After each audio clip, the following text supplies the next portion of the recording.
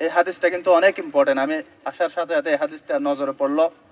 এই যে আমিরের কথা শুনবে, এটা রাসূল সাল্লাল্লাহু আলাইহি ওয়াসাল্লামকে আল্লাহ তাআলা বলেছেন এবং রাসূল সাল্লাল্লাহু আলাইহি ওয়াসাল্লাম উম্মতের জন্য এটা পৌঁছে দিয়েছেন।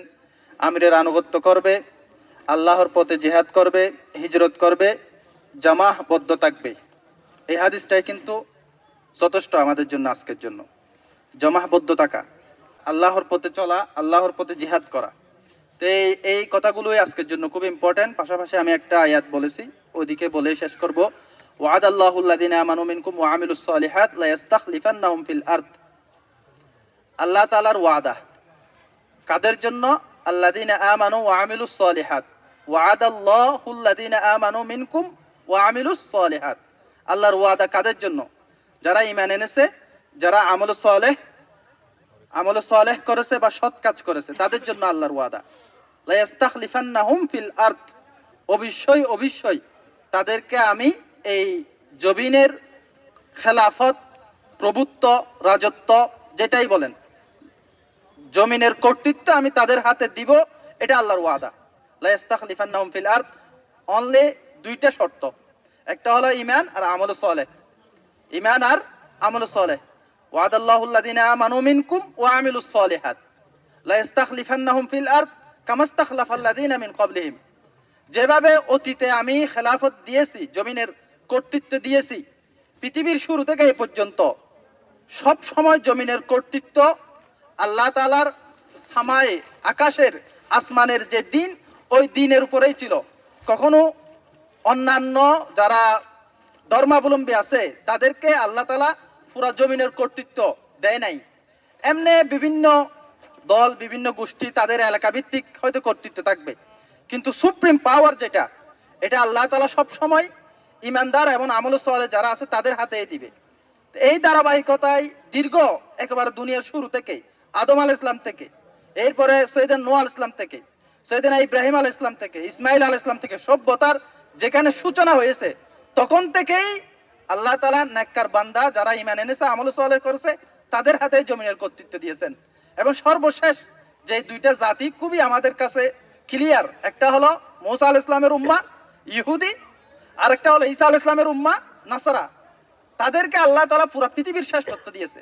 ইহুদিরা পুরো পৃথিবী সচে বেড়াইছে এবং আল্লাহ তাআলা তাদেরকে কোরআনের বিভিন্ন আয়াতে বলছে যে আমি তাদেরকে জমিনের সবচেয়ে দামি এবং সবচেয়ে শ্রেষ্ঠ বানালাম। তখন তো ইসলাম আসে নাই, তখন মূসা আলাইহিস সালামের উম্মতরাই ছিল পুরো পৃথিবীর শ্রেষ্ঠ। ফেরাউন তাদেরকে নির্যাতন করেছিল, ফেরাউনের কবল থেকে আল্লাহ তাআলা তাদেরকে বাঁচাইছে, রক্ষা করছে, জমিনের শ্রেষ্ঠত্ব তাদের হাতে দিয়েছে। এই এখনো যে ইহুদিরা টেকনোলজিতে অনেক এগিয়ে, জ্ঞান বুদ্ধিতে অনেক এগিয়ে, ওটা ওই আল্লাহ তাআলার দেওয়ার কিছু রেশ এখনো তাদের কাছে রয়ে গেছে। পরবর্তীতে ইসলাম আসলো, মূসা আলাইহিস সালামের পরে ঈসা আলাইহিস সালামের যুগ আসলো, খ্রিস্টানদের যুগ। খ্রিস্টানরা এসে আবার পুরা পৃথিবীতে রাজ করেছে। খ্রিস্টানদের দীর্ঘদিনের রাজত্ব ছিল। সর্বশেষ তাদের যেটা হয়েছে আল কুস্তান্তনিয়া, কনস্টান্টিনোপল, যেটা ছিল খ্রিস্টানদের সবচেয়ে বড় মানে রাজত্ব ছিল, যেটা রাসূল ইসলামের যুগে মানে পতন হয় নাই। কিন্তু রাসূল ইসলাম বলে দিছে আমার উম্মতের একদল শেষ পর্যন্ত কুস্তান্তনিয়া কি করবে? জয় করবেই করবে। সাহাবীরা তখন থেকে মানে অসংখ্য সাহাবীদের জামা কুস্তান্তনিয়া আক্রমণ করেছে। এটা অনেক বড় কিল্লা ছিল এবং অনেক মজবুত অবস্থান ছিল। সাহাবীদের যুগে আবু আইয়ুব আনসারীর এখনো ওই খবর ওই কুস্তান্তনিয়ার পথেই আছে। আমি যদি মারা যাই ওখানে আমাকে দাফন করবে। আমাকে দেখে পরবর্তী জেনারেশন ইন্সপিরেশন নেবে, উৎসাহ নেবে। শেষ পর্যন্ত সুলতান মোহাম্মদ আল ফাতেহ উনি অটোমান সাম্রাজ্য গোড়াপত্তন করে, এরপর সুলতান মোহাম্মদ আল ফাতেহ এই কুস্তান্তনিয়া জয় করে পুরা পৃথিবী ব্যাপী মুসলমানদের একচ্ছত্র একটা ক্ষমতা, খেলাফত আল্লাহ তাআলা কায়েম করে দেখাইছেন, আলহামদুলিল্লাহ। কিন্তু এই খেলাফত আমরা হারালাম কখন থেকে? 100 বছর হয়েছে একমাত্র। 1924 সালের আগ পর্যন্ত মুসলমানের হাতে কি ছিল?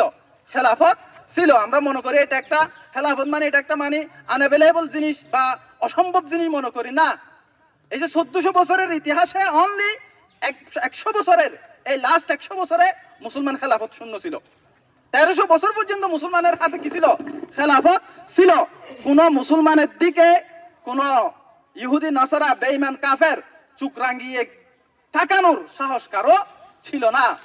আজকে আমাদের মুসলমানরা কাশ্মীরে নির্যাতিত, আরকানে নির্যাতিত, আফগানে দীর্ঘদিন নির্যাতিত ছিল, ফিলিস্তিনে নির্যাতিত, কিন্তু কেউ তাদের পাশে জোরালো ভূমিকা রাখার সাহস করছে না। কেন? খেলাফত নেই। সেজন্য খলিফার প্রথম দায়িত্ব হলো একজন মুসলমানের ছেলে বা মেয়ে নির্যাতিত হলে কাফেরের হাতে, খলিফার প্রথম দায়িত্ব হলো ওটাকে প্রোটেক্ট করা, ওটাকে রক্ষা করা।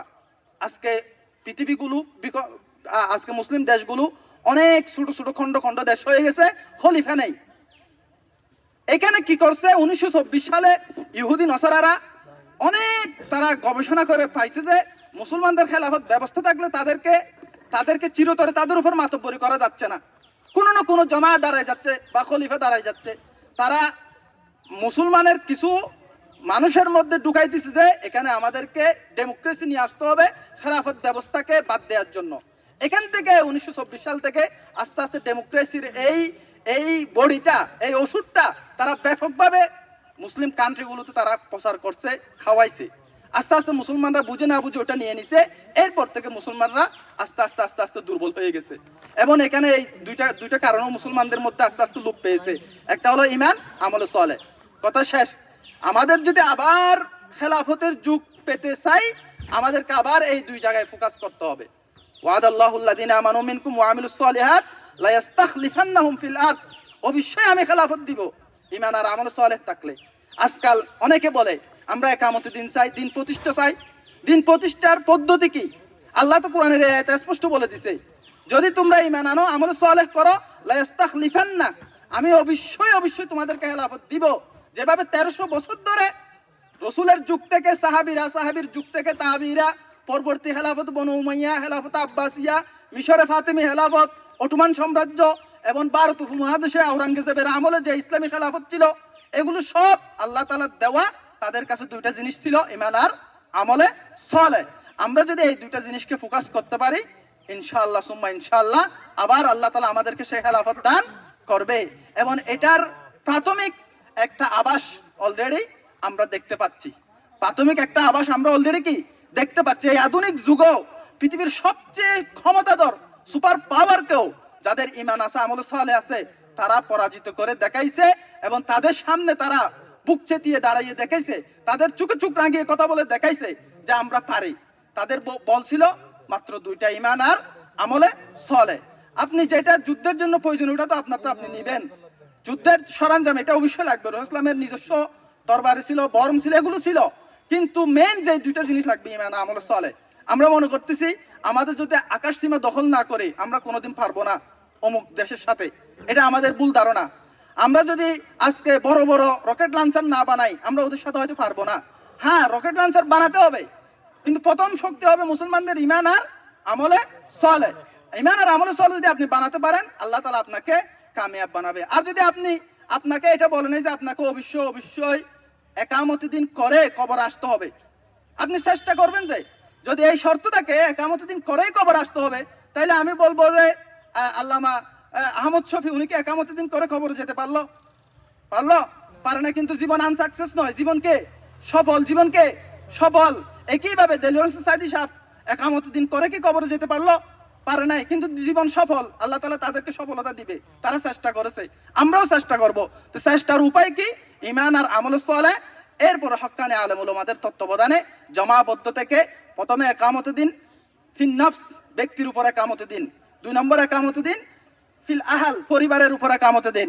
3 নম্বর একামত দিন ফিল মুজতামা, সমাজে একামত দিন। আমরা যদি প্রথম 2 স্তর বাদ দিয়ে শুধু রাষ্ট্রে একামত দিনের ফোকাস করি, ব্যক্তি এবং পরিবার বাদ দিয়ে দিই, আল্লাহর নুসরত আমাদের সাথে আসবে না। সোজা কথা, আল্লাহর নুসরত আপনি পাবেন প্রথম ব্যক্তি, পরিবার, এরপরে সমাজ। হ্যাঁ, যদি এই সমাজে একামত দিন নাও হয়, আপনার প্রচেষ্টা থাকে, আপনি এটা দায়িত্ব পালন করছেন। আপনার প্রচেষ্টা দাওয়াত, প্রচেষ্টা কি? 1 নম্বর প্রক্রিয়া দাওয়াত, এরপরে এলমের বিতরণ, এরপর তাজকিয়াতুন নফস, এরপরে ইবাদত, চূড়ান্ত পর্যায়ে জিহাদ। জিহাদের অনেক শর্ত আছে। এমনি পাবলিক প্লেসে বোমাবাজি করে কাউকে মেরে ফেলা এটা জিহাদ নয়, এটা চূড়ান্ত পর্যায়ে। আপনি আগে এলম চর্চা করেন, এরপরে তাজকিয়া, আত্মশুদ্ধি করেন। আত্মশুদ্ধি আজকে যদি আমরা আত্মশুদ্ধি না থাকে, আমরা ছোট ছোট শয়তানের পদক্ষেপে আমরা কি হয়ে যাব? পরাজিত হয়ে যাব। এটাই হচ্ছে বর্তমানে। আজকে মুসলমানদের মধ্যে আত্মশুদ্ধি না থাকার কারণে ছোট ছোট আমেরিকা ইউরোপের বিভিন্ন ফাঁদের মধ্যে তারা আটকে যাচ্ছে। এলম নাই, আত্মশুদ্ধি নাই। এলম লাগবে, আত্মশুদ্ধি লাগবে, এরপরে এদাত লাগবে। এরপরে কাফের দ্বারা আক্রান্ত হলে আপনার সশস্ত্র প্রস্তুতি থাকলে, আমিরের তত্ত্বাবধান থাকলে এরপরে জিহাদ। জিহাদ মানে আমিরও নেই, সশস্ত্র প্রস্তুতিও নেই, কাফের দ্বারা আক্রান্তও নয়। আওয়ামী লীগের বিরুদ্ধে জিহাদ, বিএনপির বিরুদ্ধে জিহাদ, মুসলমান দুই দলে জিহাদ, কিছু এগুলো জিহাদ নয়। এগুলো হবে আমাদের ফিতনা, ফিতনা থেকে আমাদেরকে বেঁচে থাকতে হবে। এগুলো সব ফিতনার অংশ। জিহাদ হবে কাফেরের বিরুদ্ধে যদি আপনি আক্রান্ত হন এবং আপনার সশস্ত্র প্রস্তুতি থাকে, আপনার এমারত থাকে, পতাকা থাকে, আপনার একজন আমির থাকে, এগুলো সব থাকলে আপনি জিহাদের মধ্যে আপনি যেতে পারবেন আলেম ওলামাদের তত্ত্বাবধানে। এর আগ পর্যন্ত এদাত প্রস্তুতি, মানসিকভাবে প্রস্তুতি নেন, শারীরিকভাবে প্রস্তুতি নেন, দাওয়ার মধ্যে প্রস্তুতি নেন, এরপরে তাসকিয়াতুন নফসের মধ্যে প্রস্তুতি নেন। আর কখনো ইসলাম সব সময় বলে যে ফিতনা করা, মানুষকে নিরহভাবে হত্যা করা সব সময় এটা নিষিদ্ধ। এটা আমাদেরকে জিহাদের ভিন্ন অর্থ দিয়ে আজকে মুসলমানদেরকে জিহাদ থেকে ডাইভার্ট করা হচ্ছে। এগুলো আমাদেরকে সচেতন থাকতে হবে। আমরা সব সময় ক্লিয়ার কথা, আর ইসলামের সব সময় কথাগুলো একদম ক্লিয়ার। ইসলাম কিছু বলে আর কিছু বলে না, এরকম নয়। তাই আরো অনেক লম্বা চূড়া ইনশাআল্লাহ সামনে আলোচনা হবে। আজকে স্বল্প সময়ের মধ্যে এতটুকুই বললাম। আমরা ঈমান আর আমল সালের দিকে ফোকাস রাখবো। আল্লাহ তাআলা যখন যেভাবে হুকুম হয় তখন সেভাবে প্রস্তুত থাকবো। আর সবচেয়ে বেশি নিজের ব্যক্তির উপর এবং পরিবারের উপর একামতি দিনের ফোকাস করব। সমাজে একামতি দিনের প্রচেষ্টা রাখবো এবং সব সময় যারা ইসলামপন্থী কাজ করে তাদের ব্যাপারে উদার মনোভাব রাখবো। এই কথাটা শেষ। কাউকে মুনাফিক, কাফের ঠেক দিয়ে তাদেরকে ইসলাম থেকে খারিজ করে দেওয়া যাবে না। কারণ তাদের জন্য দাওয়াতের দরজাটা খোলা রাখতে হবে। আগেই যদি তাদেরকে আমি মুনাফিক, কাফের বলে খারিজ করে দিই, তারা দাওয়াতের দরজাই বন্ধ হয়ে যাবে। সকলের সাথে উদার মনোভাব রাখতে হবে, কল্যাণকামী হতে হবে। হয়তো অনেকে বুঝতেছে না, তাদেরকে বুঝাতে হবে। আবার কারো প্রলোভনে ফা দিয়ে জঙ্গিবাদী বা এভাবে পাবলিক প্লেসে বোমাবাজি, এগুলো তো ফা দেওয়া যাবে না। আল্লাহ তাআলা আমাদের সকলকে আমল করার বোঝার তৌফিক দান করুক। ওয়া আখিরু দাওয়ানা আনিল হামদুলিল্লাহি রাব্বিল আলামিন।